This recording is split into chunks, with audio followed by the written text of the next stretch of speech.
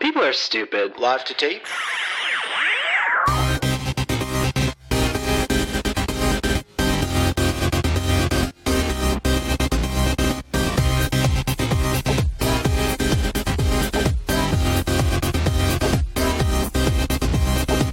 Welcome to Millennial 528. I'm Andrew. I'm Pamela.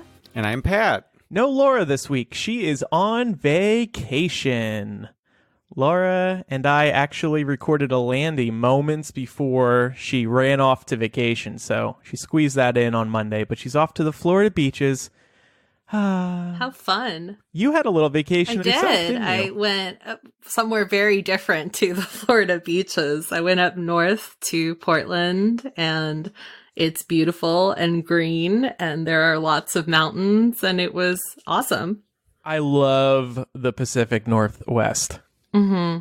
I've so much. always wanted to go to Portland, and one of my best friends lives there, so I really want to have an excuse to go out and visit her soon, too. Yeah, you should go. And I will say it's so much better when you go see somebody that knows the area. You go with somebody that knows the area, because we had been to Portland a few times as a family, and we had been there for like a day and definitely did not go to the good part of Portland.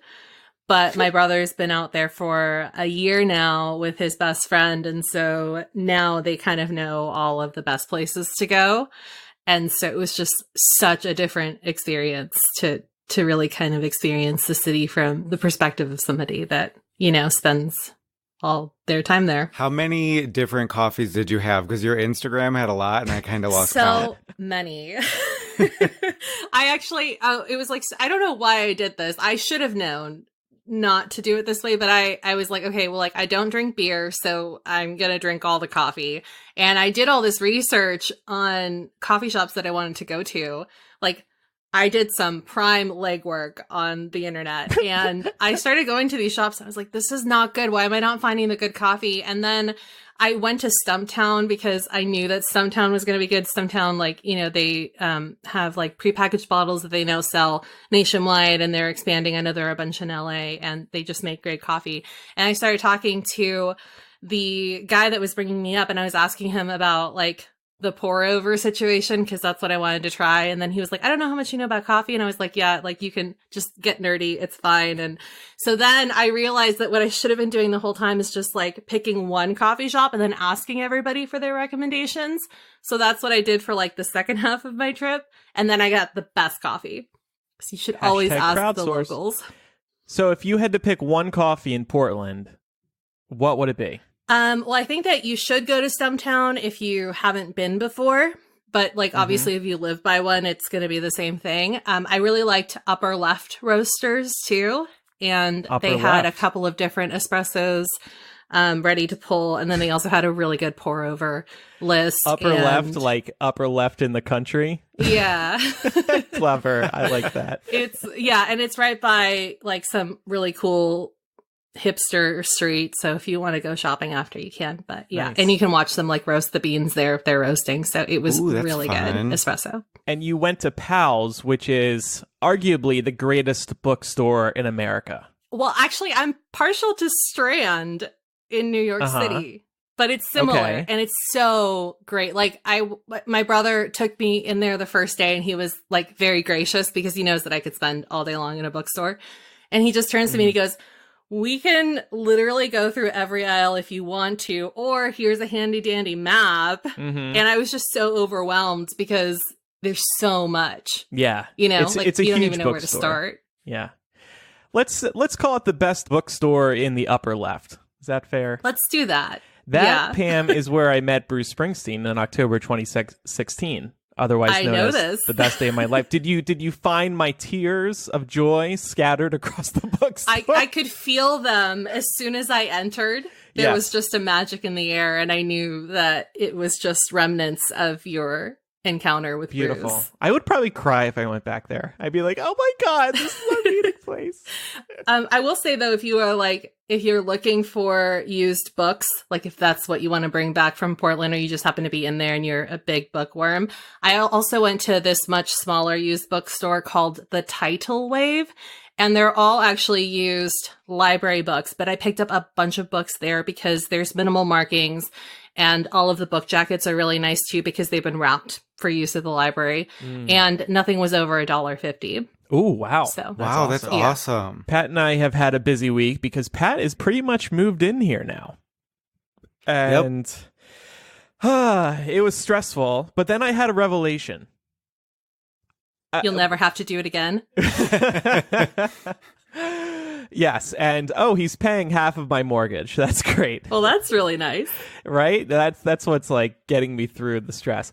No, but he has a lot of stuff, and it was stressing me out trying to make it all fit in here because I'm a very clean person. I like things looking organized. I don't like things being all stuffed in like, all over the place. I like having a home that's sleek and just not crowded with things, especially when I not just live here, but I own it and I also work here. So I need to be very happy with my space. That's very important to me. But Pat, on the other hand, you look at his old apartment, it's like a college dorm. It's a freaking mess. I knew you wouldn't be that way over here, but he still had a lot of stuff. I'm a nester, and I've been in Chicago for 7 years now, so it's like I have accumulated a lot of stuff, but I also wasn't attached to like half of it. The other half I was, so that was kind of hard to get rid of some things, especially if they were given to me as like gifts or something like that. But I did sell a lot of stuff. Well, that must be nice. Yeah. Yes. Had you lived in the same place for 7 years too? No, this last place was 4 years though, so that's still a long time. Yeah, it is. But so my revelation was, why don't we just get a storage unit? And I think it had crossed my mind before, but when I was living in LA, they were expensive. And I just did not want to add that on to my monthly expenses. But then I looked around here, we did some comparison shopping, and we found one that was a really good price for a really good size, climate controlled, super secure, all that shit. So we did that, and it's suddenly a lot less stressful because I don't have to force Pat to get rid of his stuff or to cram things all over the place. It's just like, everything can go in the storage unit, and not just his stuff, but my stuff too. So we've both been putting stuff in there. But man, what a relief. That's my recommendation this week. Get a storage unit. All right, goodbye, everybody. The climate control, though, that's a good tip because I wouldn't have thought to think of that. Yeah. I think most of them it must mess up are. things like if you have a lot of paper you're trying to store, photographs and stuff like that. Or valuables. Yeah, you want it's comforting to know that your things on hot days aren't melting away. That's pretty much all set now. And I just love having a storage unit because I can just I don't have to sell things off anymore. I can just put them away. I haven't been using my standing desk, for example. It still hurts my legs. So I don't have to sell it. I can just go put it away.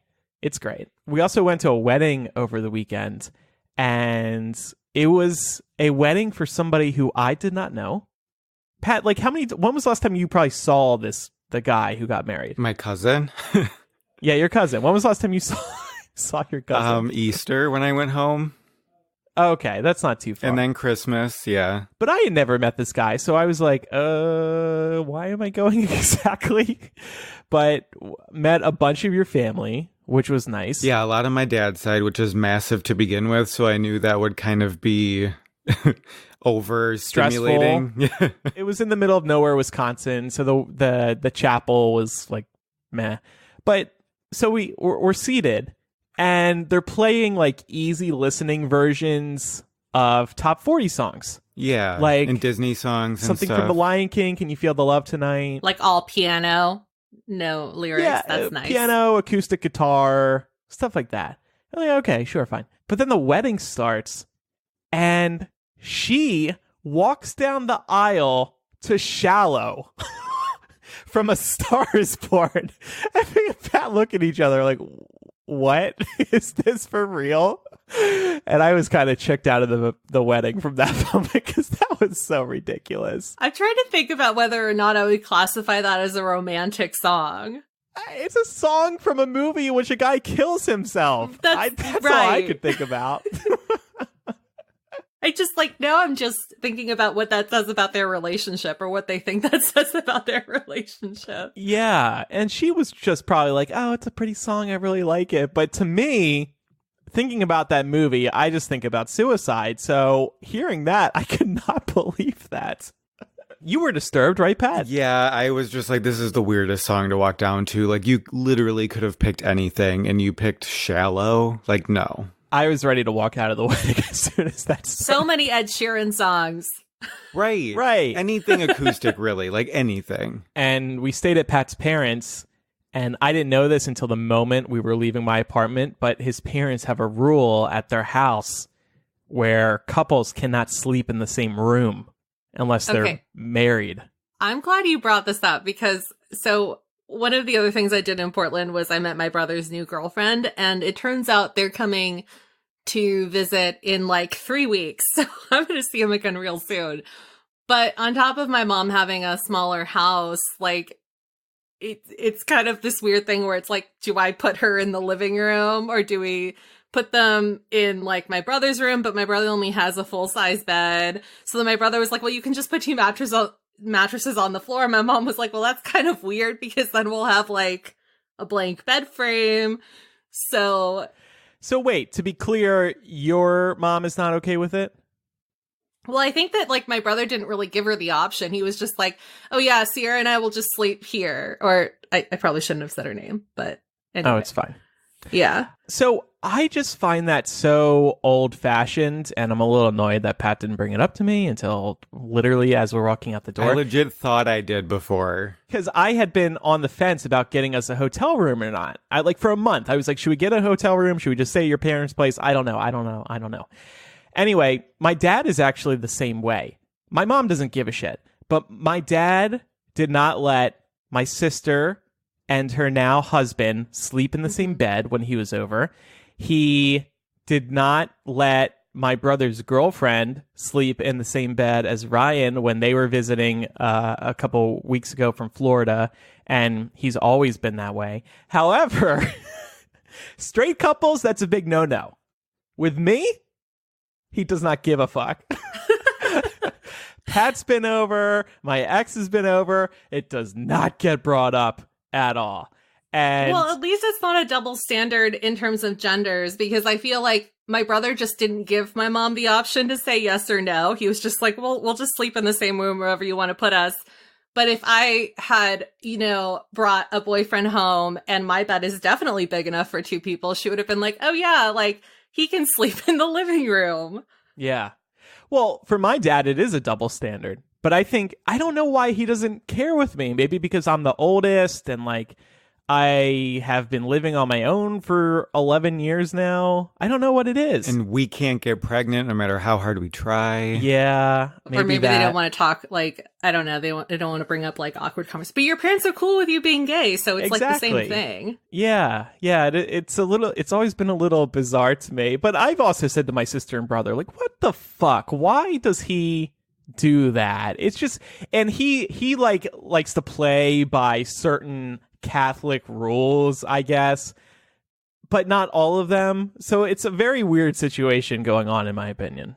We all know cherry pickers, believe me. Well, and for me too, if my parents had let my brother's girlfriend, who is the worst human in existence, sleep in his room, then I would have been like, well, this is a double standard.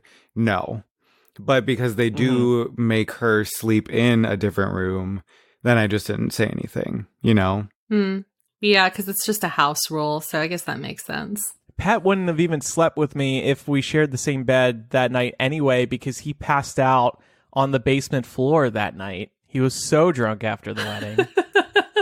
And I was like, okay, I'm going to bed in your brother's bed. Your brother who didn't talk to me at the wedding. Bye. I was very drunk.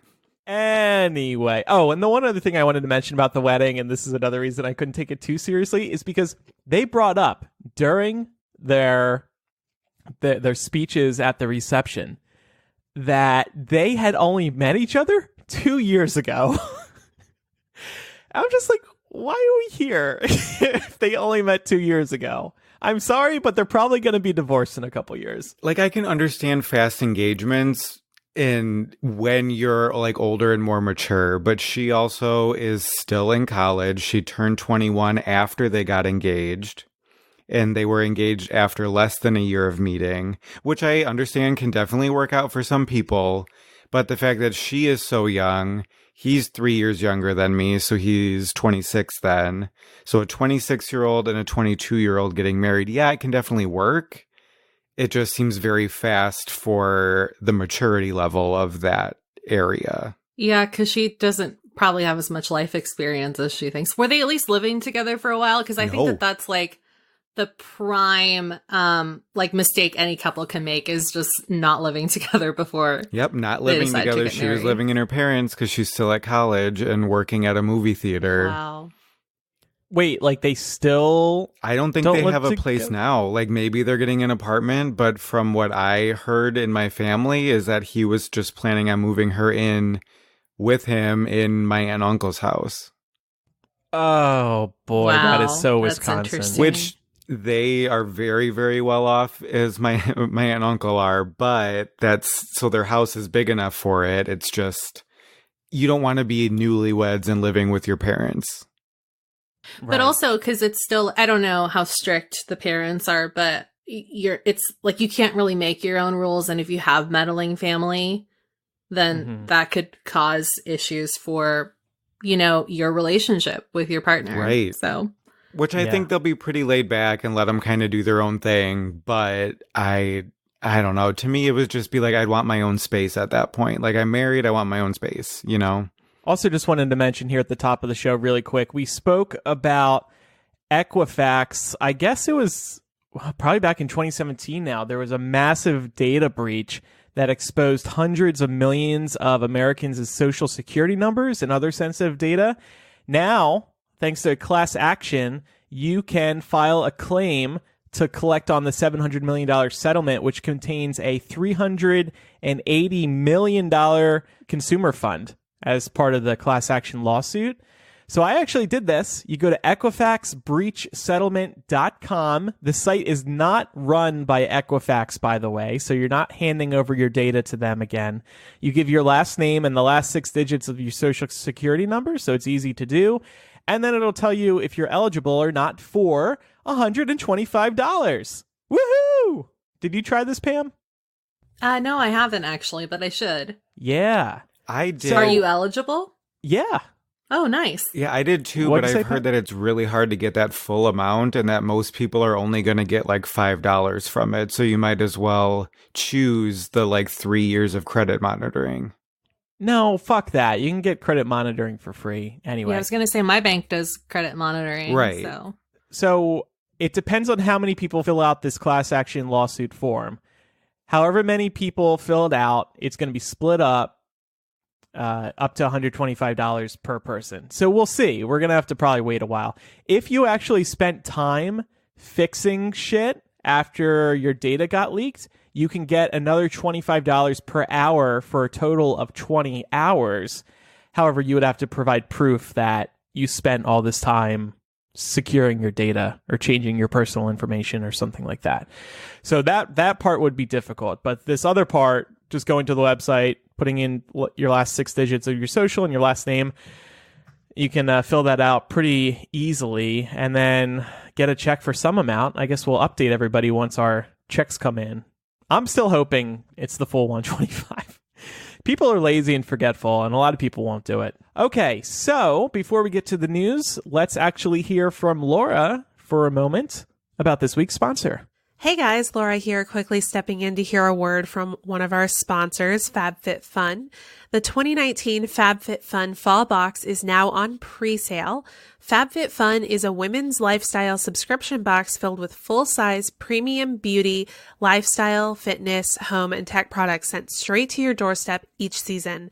I always love getting my box and being surprised by all the new products they've sent me. It's kind of like Christmas year-round.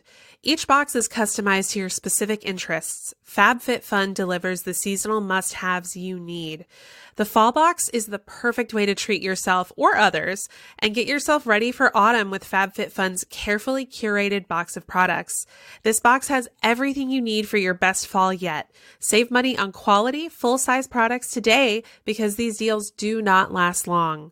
I've been getting seasonal FabFitFun boxes for the last year or so, and it's always such a nice treat to see it waiting for me on my doorstep. And since they send full-size products, the stuff they send has lasted me a long time. In the past, I've loved the Kwai leave-in conditioner, Levito Mandarin Orange body lotion, and the Venus Williams jump rope, and still use all of these things most days. I can't live without my Kwai leave-in conditioner. Since I wash my hair infrequently, this stuff is a lifesaver for keeping my hair soft and smelling great. And the FabFitFun membership also goes beyond the box itself. You can purchase add-ons and will have access to FabFitFun TV videos and the FabFitFun community forum. Like I said, receiving this box feels like an early Christmas. The boxes are so colorful and come with magazine inserts to tell you about all the products you're receiving, and it's always such a good mix of health, beauty, and life products. FabFitFun is a seasonal subscription box with full-size beauty, fitness, fashion, and lifestyle products. It retails for $49.99, but always has a value of over $200. Use our coupon code MILL for $10 off your first box at fabfitfun.com. That's fabfitfun.com and enter coupon code MILL for $10 off your first box. Give yourself the gift of a life well lived.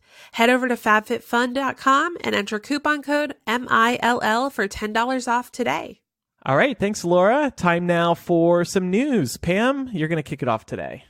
Yes, let's talk about K-pop. So BTS is obviously one of the biggest K-pop groups in the entire world, but the BTS army is actually in the middle of going to war with MTV over the MTV Video Music Awards nominations.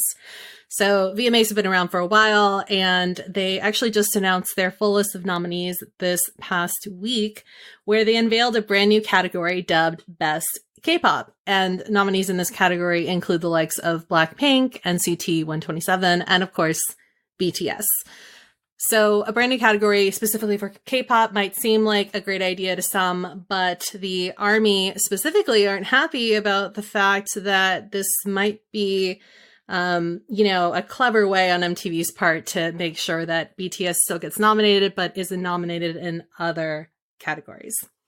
So even though the group scored nods in the new category, as well as in the categories of Best Collaboration, Best Choreography, and Best Art Direction, they did not score nominations in major categories such as Video of the Year, Artist of the Year, and Best Pop. Mm. So isn't the concern that, maybe you're going to get to this, and sorry, but maybe is the concern that their fans, who are so rabid, I mean, we cover them on Hypeable, we see it, are just going to vote so often, and they're going to get so many votes that they're just going to win every category, and then the VMAs are going to be boring?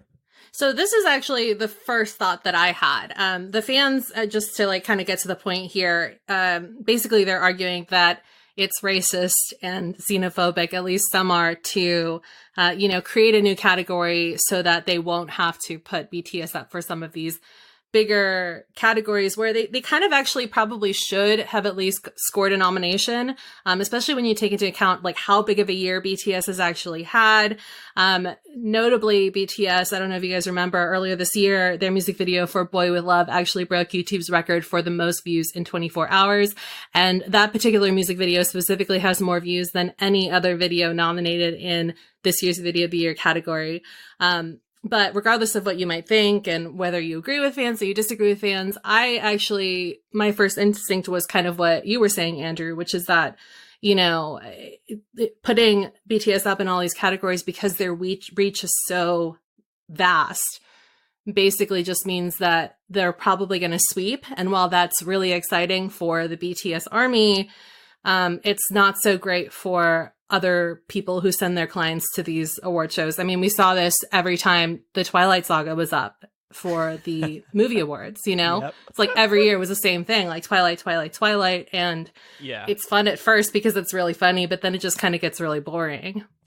Yeah, it also happens at other award shows too that are more prestigious, like the Oscars. There have been years where films have swept in most categories, right? Pat, you would know because you get obsessed with the Oscars. Yeah, I mean, it happens, but usually it's just because it really does deserve it.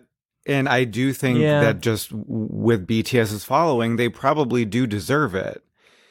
But the VMAs now aren't what they used to be, in my opinion. Like, I don't find them fun to watch anymore to begin with, just because, I don't know, all the performances are never that great. Sometimes you have some, like, big standout ones, like, wasn't Beyonce's, like, whole pregnancy reveal at the VMAs, like, stuff like that.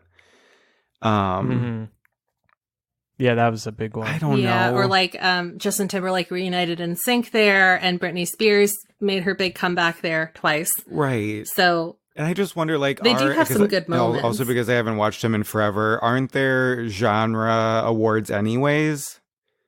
Like best hip hop, best pop, best country, or stuff like that. So doesn't it kind of make sense to have a K-pop section since K-pop is becoming so big in the US?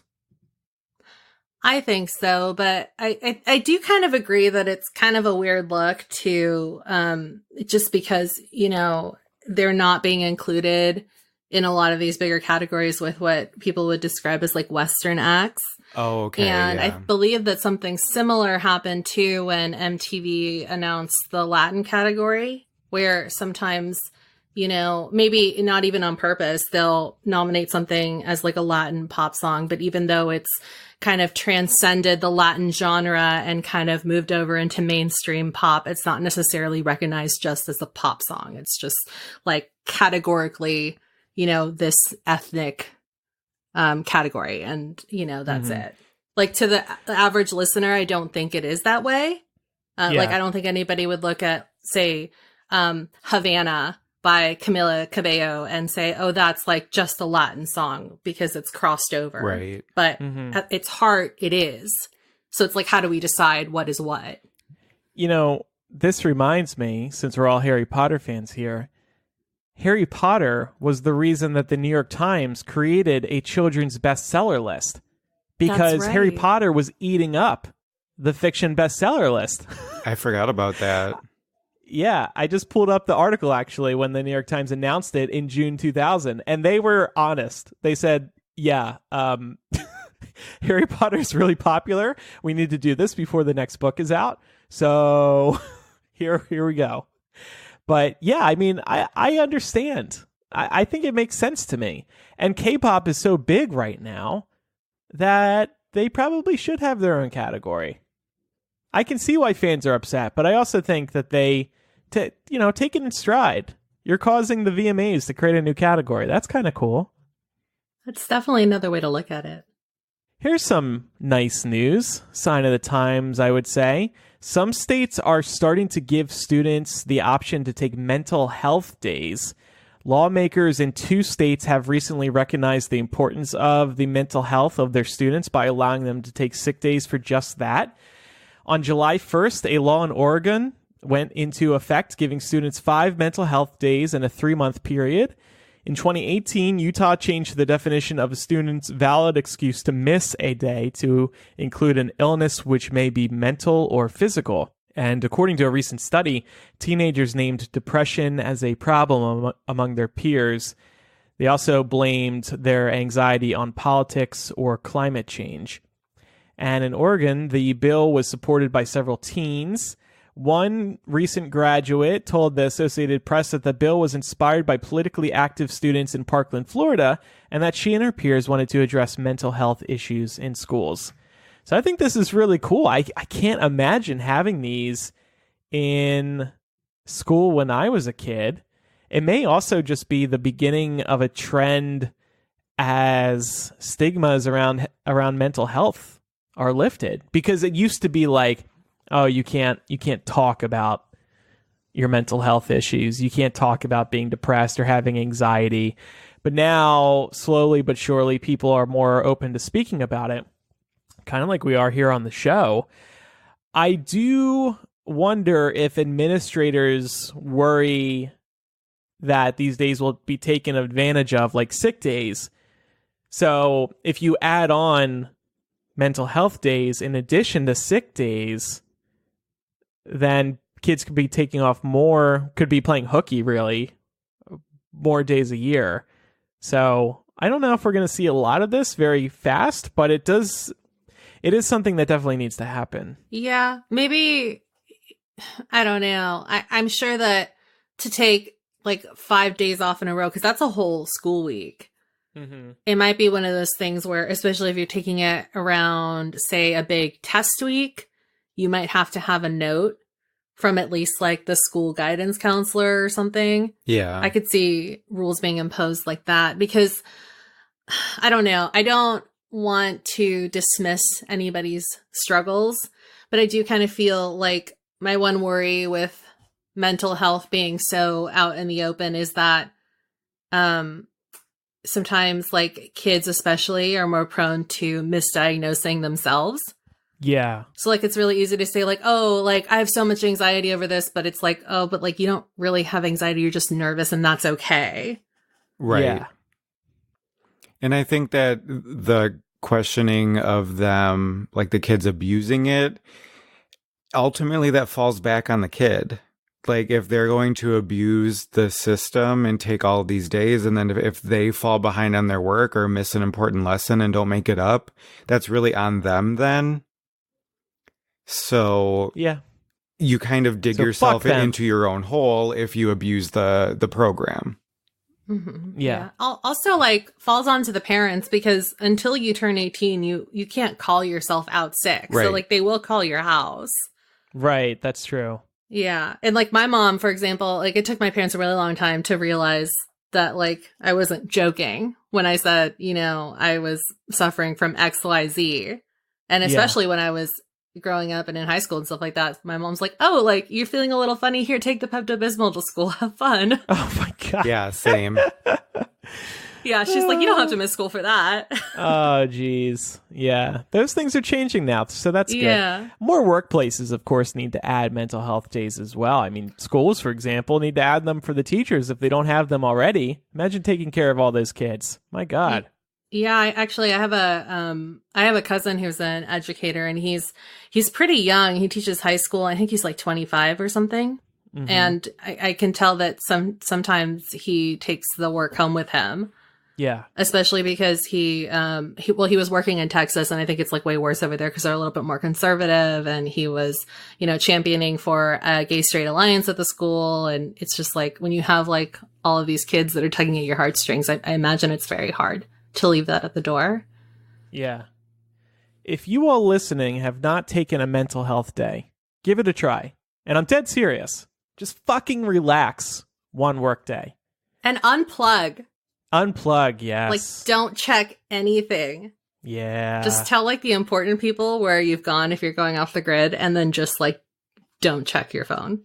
And you'll just be surprised by how refreshing it can be to disconnect. And not just that, but to not work for an extra day. I mean, sometimes we take days off, but it's because we have a wedding or something else. Take a day where you're actually doing nothing, where you're not sick, you're not busy, you're just existing on the couch. You're sloughing hard on the couch.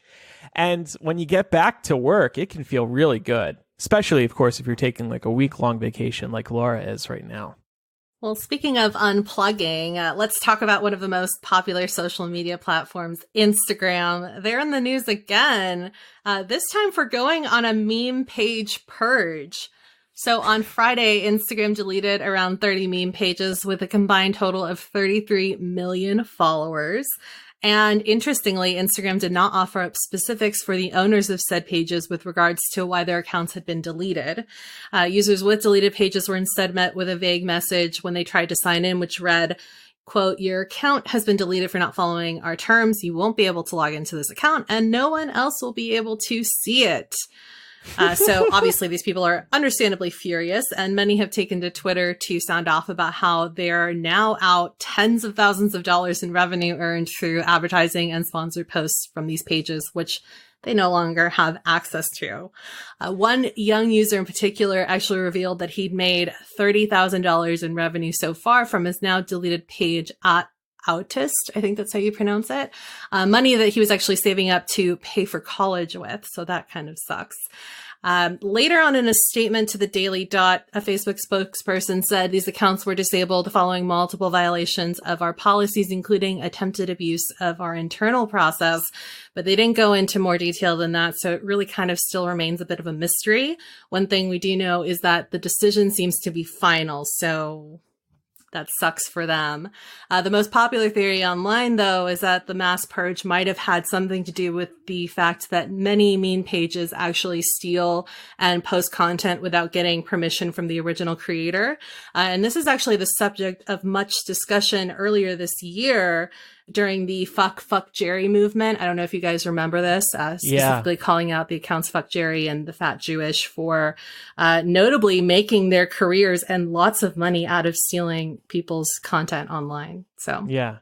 I'm also seeing in an update on this Daily Dot article that they were alleged to be selling and purchasing usernames and alleged attempts to fraudulently obtain others' usernames. I don't know exactly what all that means, but that sucks. But look, this is what happens when you are running a business on somebody else's platform. This is, to some extent, what publishers are going through. Facebook turns the knobs and just a hair, and suddenly publishers are making less money because their articles are being put in less people's feeds. So they're getting less traffic to the website.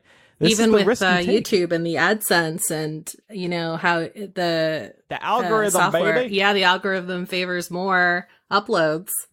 Right. More uploads, more likes, or better quality content. But how does it determine what's better quality content, etc.? There's a lot of things that are not in your control when you are on the internet. Really, if you are one of these content creators on Instagram or content stealers on Instagram or a publisher, you are not in control of anything unless you're spending money to get traffic to your social media page or your website through some sort of advertising. You're fucked. I mean, Hypable partakes in some advertising because we need to get eyeballs on the site. Everybody does it. We've thought about doing it for the podcast sometimes too, because we want more people to listen to the show, but we can't trust Facebook. So anyway, that's a bit of a tangent. I trust that Instagram made the right decisions here, and these are just, to be honest, trash Instagram accounts with worthless content. It's not particularly meaningful stuff. Right. So it's really just an aggregating page, right? Yeah. They're finding like the funniest, quote unquote, funniest stuff, and then you're just going there. But if you spend enough time on Reddit, I'm sure you could find the same kind of stuff. Oh, yeah. Or Facebook or Twitter or TikTok. Anyone here try TikTok yet? Nope. My mom's on TikTok. Like, she's not uploading, but she's like, Pamela, do you ever go on TikTok? This is a sign we're getting old because we're not on TikTok. This is where the kids are. That's true. Snapchat was probably my last social media app that I downloaded. I can't keep diving into these social media. I was never into Vine, so I figure that's why I shouldn't bother with TikTok. On a related Instagram note, they are continuing to roll out that change we spoke about a few weeks ago where they are hiding the like counts. It's not in America yet, but they rolled it out to a few more countries. And it seems to me like they are going to roll it out everywhere. So I'm excited for that to come to Instagram, because even though Facebook owns them, it seems like Instagram has been trying to create a good experience within their apps. They have a time limit feature. They tell you when there are no more posts for you to look at. So stop scrolling. I've never hit that before. What? Yeah, but I don't think I'm on it enough to like, Oh. Yeah. I don't think I've ever scrolled so long that they're like, that's it, nothing else to see here. Pat, you see that, right? Yeah, because I usually scroll until I see one of my previous likes, and then I just go back to the top. Oh, wow. But I also I get a message. Like, I know some people who follow like over 1,000 accounts. Yeah, that's crazy. I probably follow too many. And my Insta, like, I follow 231. Okay, that's pretty like manageable. I can keep up with the posts in my feed, but I can't with the story. And a lot of the time, I just don't give a fuck what people are posting in their story. So I just swipe right past that person. And I think Instagram reorders the story feed based on who you're swiping past. I think that You ever notice that? Yeah, well, it's if you have a video that you haven't watched yet that goes to your front again. Mm-hmm. So if you swipe past them, you technically haven't watched it. But I feel like people whose stories I actually do watch are always at the front. Oh, and then the people I don't give a fuck about are like all the way in the back. I do kind of wish that they let you like pick favorites for that, because sometimes, like, I don't know, there are definitely some like celebrities that I would like to just kind of watch their stories for whatever reason, personally invested. And if they're all the way at the end, because I think Instagram for me just they prioritize like real people, like real friends, people I actually know. It would be kind of nice to just say like, oh yeah, I want to keep up with like, say, Andrew, Pat, and then also I don't know, Reese Witherspoon. Yeah. Well, you can do the reverse of that. You can mute somebody's story. Oh, okay. See, that's so much extra work. But you know what? I guess if I did that with my phone, then I could do it with Instagram. Right. And I know you can do the like close friends now for your own story. But I wish you could do like the opposite, where you can just choose which ones and then ignore all the others. I'm always so honored when somebody adds me to their close friends list. I know, me too. I'm like, wow, what did I do to deserve that? Can you tell? Oh, only if you watch their story, right? Well, yeah, because their circle is green. Oh, that's right. Yeah. Maybe I'll play around with that feature, because sometimes there's things that I want to share, but then I think, oh no, because like, what if I have a secret stalker and then they'll just know too much about me? Yeah, it's just, I'm always so flattered. Like Pat's roommate, Tommy, has me on his close friends list. I'm like, ooh, wow. What did I do, Tommy? Why do you like me that much? But yeah, I don't post to my story half the time because I don't want everybody seeing it. Pam, you're right. One more tech story today. So UltraViolet, the digital movie service, is shutting down July 31st. That's today, the day the episode is being released. UltraViolet, if you ever bought a DVD or Blu-ray, you may recognize this name. They were Hollywood's original attempt at a cross-platform digital movie locker service. So you would open up your DVD, and then there would be an UltraViolet code in there. And then you would type that into UltraViolet's website or iTunes or another one, and then you would have a digital copy of the movie. I know I had done this with a good 8 or 9 films, I think, not many. But now they're shutting down. They did warn people in advance to transfer their movies over to Vudu or one of the other services that still exist. However, they did not guarantee that all of your movies would transfer over because of various rights and whatnot. This is the end of an era, because for a time before streaming, we thought this is how we were going to watch our movies digitally. Did either of you use this? Yeah, I had maybe like 2 or 3 movies in it, but I had connected mine to Vudu like a while ago. So I didn't have any issues, and everything of mine also went over. So, yeah. I must have too, because I know that these codes for digital copies have been around for a while. So I would assume yes, but I thought that they were all on iTunes, honestly. It depended, because like Disney had their own little section for a while. Universal was usually with the UltraViolet, from what I remember. I think Disney did automatically go into iTunes when you used them. Yeah, because all my Disney movies are there. Yeah. And I actually, because I used to have, I mean, I had a lot. I had over 100 movies before this whole move started happening. So with what you can actually do on Vudu now, which is great, is you can scan the barcodes on your movies. And for a Blu-ray, you can convert it to digital for $2. And for a DVD, you can do standard definition for $2 or high def for $5. So I just scanned every movie I had, anyone I could convert, I did. And then I've gotten rid of all those movies. I've sold them and whatnot. So I've tried to move everything to digital for at least half the ones I had, which was really nice. Yeah, so I wanted to talk about DVDs and Blu-rays. Physical copies, old school. Pam, do you own physical copies of movies? I do. On you know what? You're probably gonna like die. I still have all my VHSs too, but they're in a box.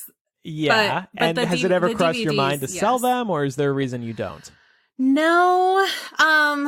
Honestly, probably just sentimental because some of them I know that I can't get anymore, but then also like most of the VHSs are Disney movies.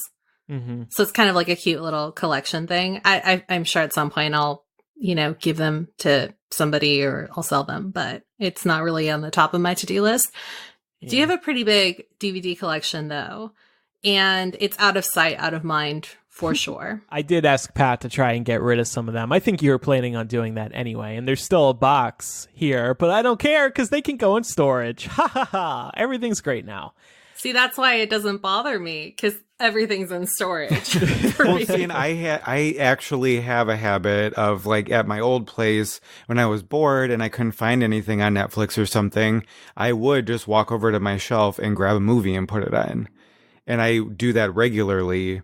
So I always did watch all of the movies that I had. It's not like one had been sitting on my shelf for 5 years and I've never watched it. That's a good point. Because, like, for example, when I was trying to do my condensed Marvel rewatch, I was really bummed out that Disney had smartly pulled all of the Marvel movies from Netflix and Hulu and all the other places you could stream them.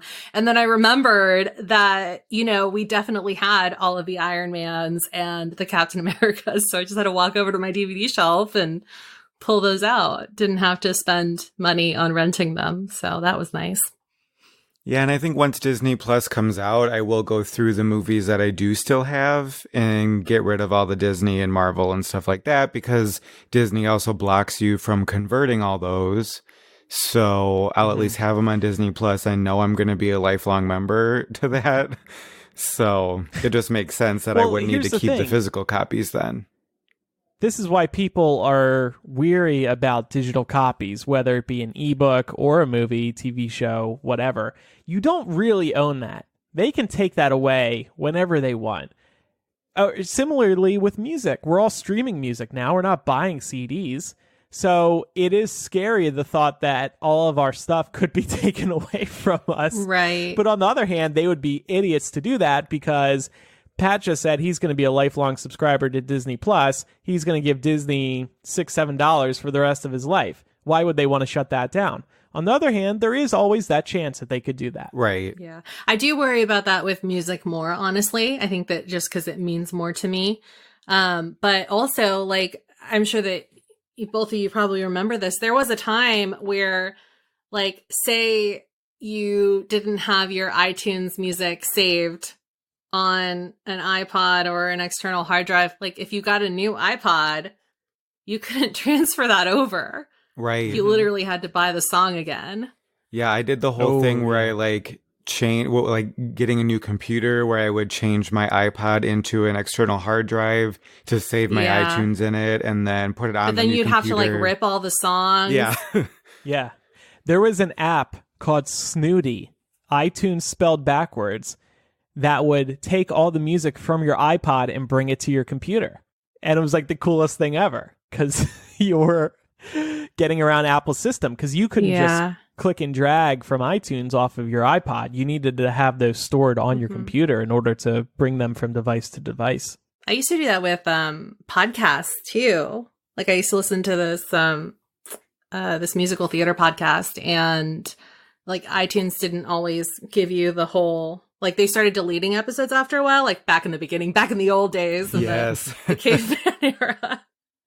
But there were some episodes that I hadn't gone around to, and then I switched computers, I think, and so then I had to rip all of those from my iPod so I could move them over. I can understand why people want to hold on to some DVDs or Blu-rays or similarly books because they hold sentimental value, or music in Pam's case. But these days, when most of us are in apartments, it's just every little thing that you have in your home matters because you're limited on space. So I look at DVDs and Blu-rays and I'm just like, that is a waste of space because all I want to do is stream. And I do have some books, but I prefer to get the ebook version unless it's something that I really care about. Well, yeah. If it's a new Harry Potter. Because in that same vein, then how do we feel about the e-readers over physical books? Because, like, I know, like, growing up, I always, like, had friends where we would trade books. Or, like, my mom loves all of her, like, romance novels. And her and my grandmas and my aunts will all be, like, trading books all the time. Where if everything goes to e-reader, that's kind of ruining that borrowing culture because not all books can be borrowed. When you do borrow them from like Kindle to Kindle or something, you can only borrow it for like 2 weeks or a month or something like that. And then it goes back to the other person. And then, of course, with a book, you open it up, you give it a good sniff. Right? It's true. You feel the grain of the page on your fingers. It's really nice. Or just turn it into a focal point. Like, I love my bookshelf. I feel like it's like part of the decor. Yeah, and it says it's almost like a piece of art because it says a lot about you. Yeah. It does, yeah. It's like, I feel like when people come over, the first thing they used to do was look at the DVDs because they were all in the living room. And now the first thing people do is they look at my bookshelf. They're like, what do you have here? Because there's not a lot of space, but it's like a selection. I feel like it does say a lot about me.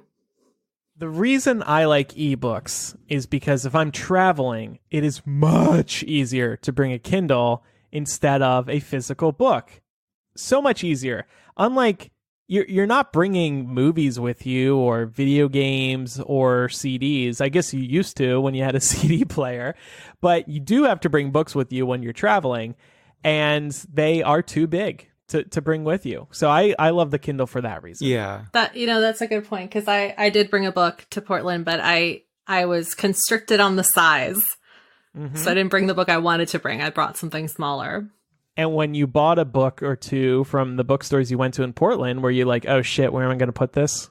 No, because we were driving back, so I didn't feel guilty. Oh, of course. But if I had been flying back, it would have been a huge problem because I bought 4 hardback books while I was there. Okay. But it is something too I had that to like extend my suitcase size. If you find a book that you love on your e-reader and you want a friend to do it, everybody is going to have to buy that digital book where you're not borrowing a book anymore. So I feel like that is going to help the publishers. It is helping all the authors because everybody is going to have to actually purchase the book instead of just borrowing it. Mm-hmm. All right, time now for a word from another one of this week's sponsors, and it is a new sponsor. As everyone knows, I have a dog, Brooklyn, and I've had him for about 5 years now. And every once in a while, I see another dog owner share a painting that they got done of their companion, and I get jealous. It just seems like such a great way to immortalize your pet. Pets are these happy, trustworthy, joyful creatures who we adore. And a painting to solidify our love for them seems like such a great idea. So I've always wanted to do this. I think I've even said to you, Pat, a couple times, like, I want to do this. I want to do this. Well, our new sponsor this week is a company who can do exactly that for you, paintyourlife.com. At Paint Your Life, you can get a portrait hand-painted from any photo at an affordable price. When my painting arrived, I was stunned by the quality. The fact that it was really hand painted and just how photorealistic it was. It was really remarkable. I was truly amazed at the artist's ability to capture every detail from the original photo, plus listen to the modifications that I requested. I couldn't have found a more perfect addition to my home. How it works is simple. You upload a photo you want turned into a painting, and you can ask for certain modifications. For example, I requested that they remove Brooklyn's harness in the photo that I had sent. I had this nice photo of him on the beach here in Chicago. He's on top of a lifeguard's boat, and the sun is rising, and Brooklyn's got a smile. It's a great photo that I took. But he's wearing his harness, and you can see my leash, the leash cable going towards him, running towards me, because I've got him leashed while I'm taking the photo. I don't want that in the painting, so I said, hey, can you take these out? It was no problem for the artist to do when it got time to paint. So they took it right out. I also had them make a slight adjustment to Brooklyn's eyes once they had sent the proof back. My painting arrived a week or two later, and now I have this great artwork of Brooklyn hanging on my wall. This is a true painting done by hand by a world-class artist, created from a favorite photo. It goes beyond just printing a photo and hanging it on a wall. It really adds something unique to your home. I want you to try this. Add something original and unique, something that will be created once and never again. Then you can get up close to it. You can see the brush strokes. It's really awesome. I'm so glad I have this in Brooklyn now. And right now, as a limited time offer, get 30% off your painting. That's right, 30% off and free shipping.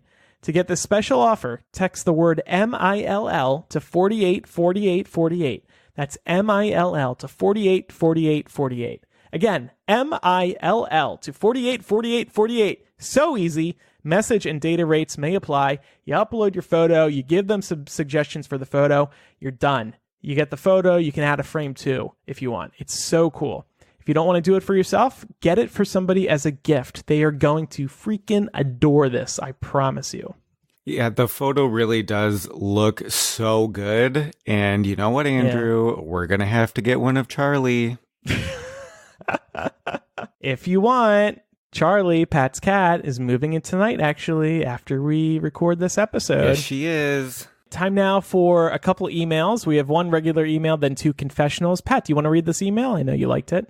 Shane writes, "Hey folks, I wanted to respond to the panel's comments about the Wesley episode of Queer Eye Season 4.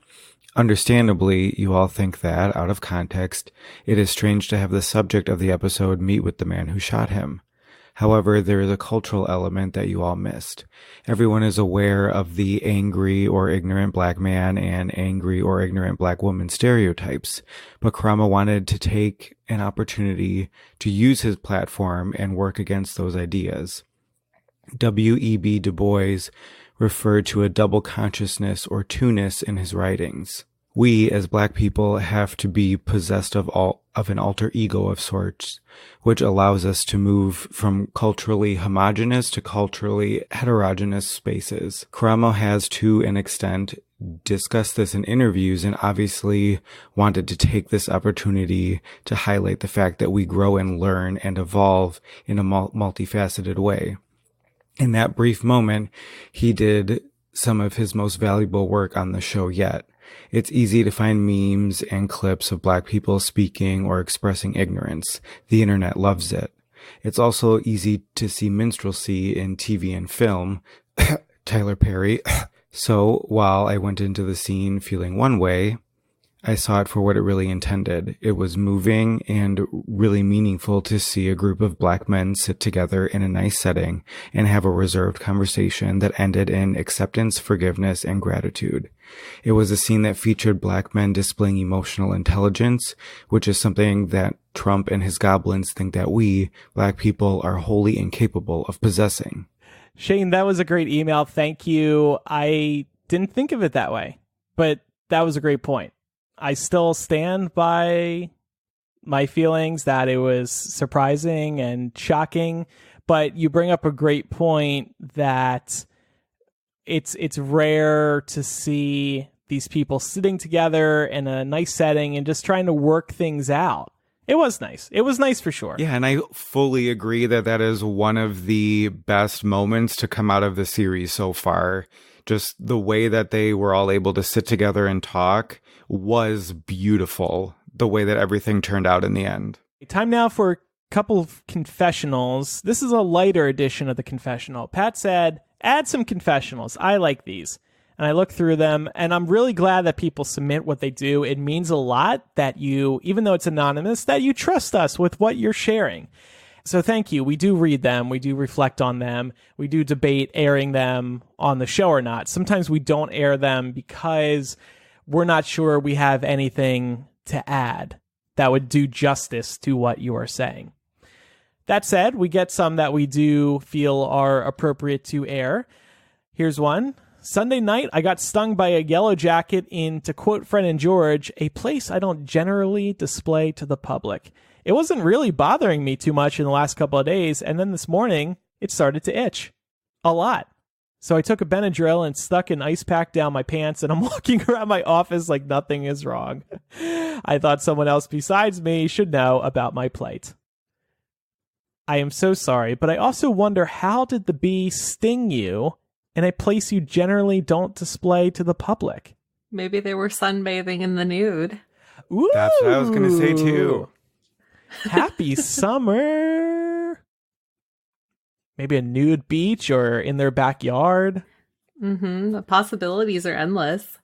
Ooh. What if they... Oh, but you know what just grosses me out about this is, what if they had like crawled into one of your holes? I mean, that like, seriously, that could have happened. That's like straight out of Grey's Anatomy. Yeah. Ooh. Or like there's that one, speaking of memes that went around, like the centipedes in my vagina. If you guys ever saw that, Google it. No, but I don't think I want to. It's just like a billboard that somebody made say that. Oh, God. I do have a confession. I brought it up probably a long time ago, I think. If not, then surprise. So it's been well documented on the show that I shit on my high school floor and just left it there. But I used to have very serious bowel movement problems. And I won't get into it in case people are like eating or don't want to be grossed out, but I had problems, and thank God they got worked out naturally, because I would get terrible constipation or diarrhea even going into high school. So the reason I bring this up right now is because there were times I was wearing diapers to high school because I had diarrhea or constipation that I was afraid was going to blow or release at any time. I would go through these phases that were just the worst. And I know people could smell me in school. It was worse in middle school, but it was still happening by high school as well. And I would also be so afraid that people would hear my diaper. It's not the same, but like similar to how I think women feel if they have to wear pads on their period, because those things are basically just, truncated diapers, honestly. Yeah. At least that's common, though. Like, you have to. Yeah, but it's still embarrassing, especially when you're little. Well, not little, but like younger. Yeah, just getting started. Mm-hmm. One more confessional. Hey, y'all, I love the show. I just got back from a 4-day camping music festival with my mom, and my mind is just a little boggled. While dancing my ass off with some new friends, they passed me a joint that I happily enjoyed. Though I thought my mom may have gone to the bathroom, it turns out she was a little further back in the crowd. Even funnier, she told me she had bought herself a vape pen to use instead of drinking a glass of wine in the evening. Though marijuana is legal in my state, it felt really weird to be openly high around my mom, though I guess I was a lot less paranoid than usual. Since there's still a stigma on getting high and I'm job searching out of state, I'm going anonymous. But have any of y'all had odd moments with family like this? Not that specifically, but I guess probably the first times I was really drunk around my parents. Well, really, the first time I think my parents ever saw me drunk was at a different cousin's wedding, and I ended up vomiting that night. So that was awkward. And my dad still hasn't let me live it down, even though that was like 7 years ago now. But you know what happens. Similarly to your story, confessional writer, I haven't had a story like this, but nothing like a concert or a good family party to get your parents to open up. I've definitely had my parents open up when they have had a lot to drink, and they would say things that they definitely wouldn't in any other scenario. So I know that feeling that you experienced, having an odd moment with your family that you normally wouldn't, because I've been there a couple of times and it's always pretty interesting. Yeah, my parents were never really big drinkers, but and it's like not the same. But I think like the first time that multiple of us siblings were able to like actually go to a bar together and drink, that was really fun. There was this one time where I went to a concert with my brother, and she was not an ex, but like a misconnection. She's like the one that got away. And it was really funny because me and this girl that my brother had invited ended up getting super, super drunk together at the concert. And then my brother had to drive us both home. So that was pretty great. We were like hanging all over each other, and then he had to take us home and put us to bed. So that was pretty funny. Yeah. All right, we have one more sponsor today, Talkspace. They are a game changer in the therapy world. We all need someone to talk to, a person who can support us through rough patches or even the everyday ups and downs of life. That's where Talkspace comes in. Talkspace is therapy for how we live today. Frequently here on Millennial, we speak about services that provide convenience and fit into our everyday lives. We also talk about the power of a therapist. Talkspace is the best of both worlds. Therapy on your own time from your own phone, no matter where you are in the world. Talkspace online therapy makes taking care of your mental health more affordable and convenient than ever before. Simply provide your preferences for therapy, and Talkspace will match you with one of 5,000 therapists the very same day. You no longer have to wait for your next appointment to talk about what's on your mind. With Talkspace, you can send unlimited messages to your dedicated therapist from the privacy of your device from anywhere at any time of day. If you're having a tough time, you can always schedule a live video session as well for extra support. I love Talkspace because it let me step my toes into the world of therapy, and I could do it from my couch. It makes it easier to get into therapy because it's not as big of a commitment. You don't have to go anywhere. You're just sitting at home, speaking to somebody who cares and who will listen. These people also know what they're doing, which is very important. And another thing we always talk about on the show is affordability, and Talkspace is affordable too. 1 month of therapy on the Talkspace platform costs about the same amount as a single face-to-face session would. And best of all, you never have to wait a week to share what's on your mind. You message them whenever you want. Join more than 1 million people who feel happier with Talkspace. Talkspace has more than 5,000 licensed therapists who are experienced in addressing the challenges we all face. To match with your perfect therapist for a fraction of the price of traditional therapy, go to Talkspace.com and make sure to use the code MILL to get $65 off your first month and show your support for the show. That's MILL and Talkspace.com. This is a great opportunity. I'm sure all of you have heard about it before. Laura loves it too. And now you get a sweet discount when you use code MILL. Time now for recommendations. Pam, what is yours? Mine is another podcast that's called Dissect, and it's actually produced by Spotify, but you can listen to it on other podcasting apps. So that's good if you're not a Spotify fan. This is something that I listened to on my trip, and I really, really liked it. It's like the perfect show for a music nerd like me. They do deep dives every season into one specific album that they pick.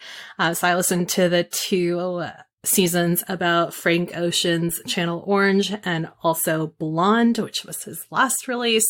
And not only do they go track by track and take a really deep dive analysis approach to the albums, but they also really work in a lot of music theory as well, which is really great because that's something that I'm interested in, but I've never taken a class on. So, it's just really a great way to kind of amp up your listening experience. So I highly recommend checking that out and seeing if any of the deep dives are of interest to you. That's so cool. If you're a music fan like me.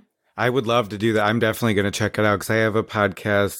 It's kind of like that. It doesn't go into whole albums, but just random songs that are out now with like music theory and stuff. So I'm definitely going to look into that one. And what's your rec, Pat?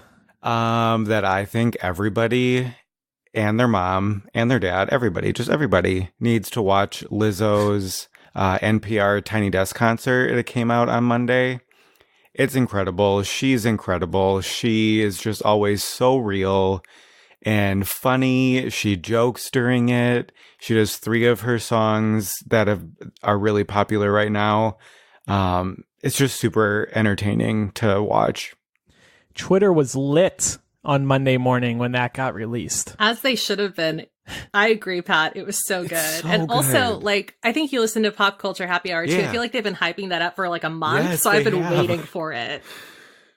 She's so funny. She jokes during it. At one point, she's sweating and she's like, I gotta dab some sweat, y'all.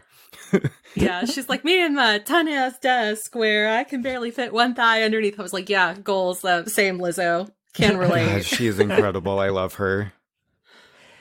If you want to listen to either of these things in an enjoyable manner, I recommend AirPods. And obviously these aren't new, but a week or two ago, I was at the gym. I was like, fuck, These rock. If you have been on the fence about AirPods, but you actually haven't done it yet, do it. If you like Apple headphones, they will fit comfortably in your ears. They won't fall out. That is something people always wonder. Do they fall out without wires on them? Like, no, of course not, because there's no wires hanging off of them, pulling them down out of your ears. They just disappear into your ears.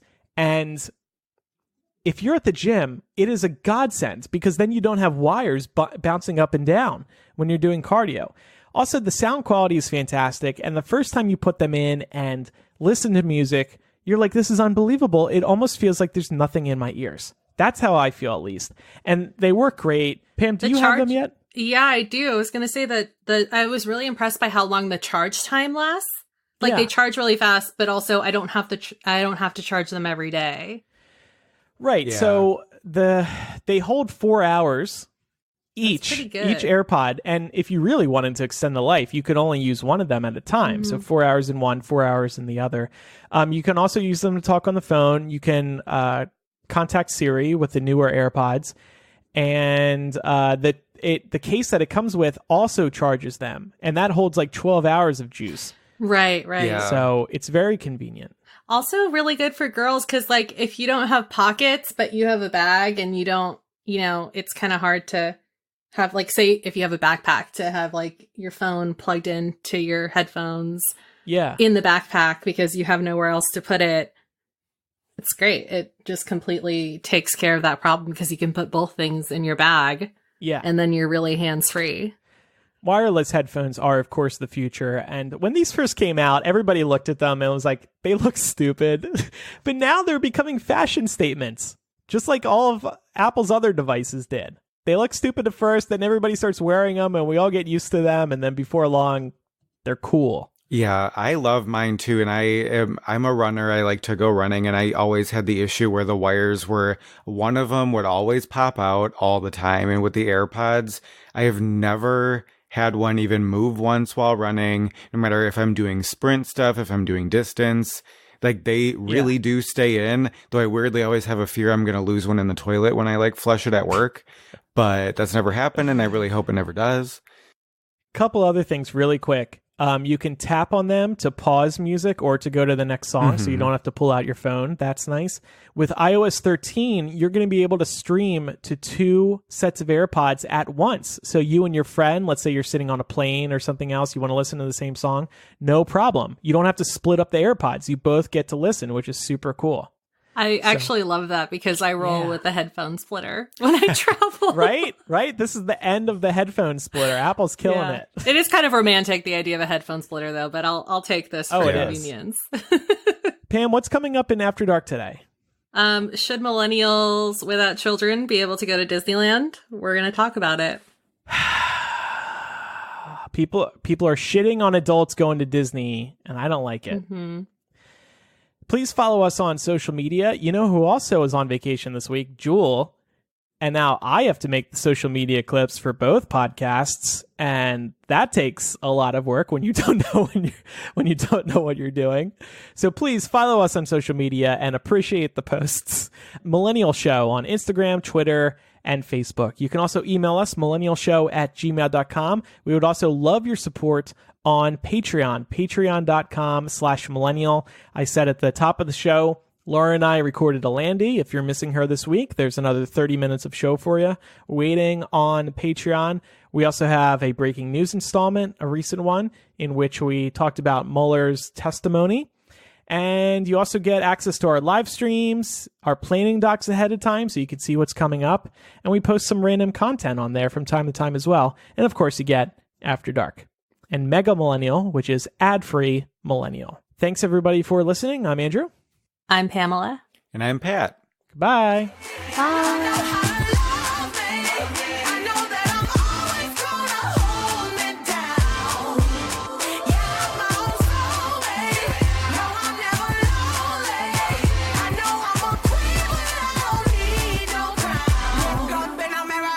She don't